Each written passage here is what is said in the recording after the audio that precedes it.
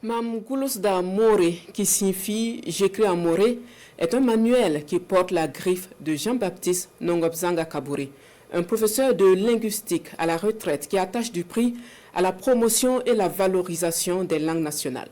Jean-Baptiste Nongobzanga Kabouré a remis une trentaine de son œuvre à votre média, la RTB, pour renforcer les compétences des journalistes de langue.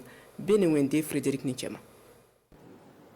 Entre les mains du directeur général de la Nationale du son et de l'image, l'ouvrage Mam Goulousda Moré. Littéralement en français, j'écris en moré. Il s'agit là d'une œuvre entièrement rédigée en langue nationale, pratique pour l'initiation à l'orthographe du moré. Don de ce linguiste retraité, c'est un manuel de 13 leçons réparties en deux grandes parties. La première partie, telle de l'alphabet et des différentes combinaisons pour former les mots. La deuxième partie est des règles de transcription. Voilà. Et le document se termine par le dictionnaire. J'ai remis ces dons pour permettre la promotion des langues nationales. La LTB a des émissions en langue nationale. Donc, pour leur permettre de préparer leur émission en langue nationale directement, s'ils peuvent écrire les documents, les messages qu'ils doivent faire passer en langue nationale, au lieu d'écrire en français pour traduire, bon, ça facilite le travail. Afin de faciliter la compréhension et l'apprentissage du manuel pour tous, Jean-Baptiste Kabouré l'accompagne d'une fiche technique.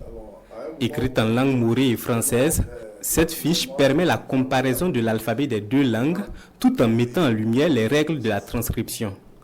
L'ensemble du don est constitué d'une trentaine d'ouvrages et vise le renforcement des compétences des journalistes de langue de la RTB. Si on est allé jusqu'à créer un média dédié aux langues nationales, ça traduit toute la volonté qui est de faire véritablement de nos langues, j'allais dire, le socle réel du développement de ce pays, la promotion de notre culture.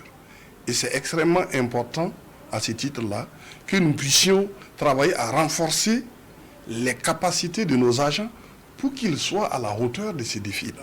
C'est la raison pour laquelle il est important que nous puissions saluer ce geste qui, au-delà du caractère symbolique, traduit tout le combat qu'il a mené depuis de longues années dans la promotion de l'alphabétisation, dans la promotion des langues nationales dans ce pays. Le don reçu est mis à la disposition des services de langue de la RTB, dont la radio rurale. Aterida Galip Sommet d'appeler l'ensemble des Burkinabés à emboîter le pas aux donateurs, et cela en vue d'un développement du pays basé sur les langues et les valeurs endogènes.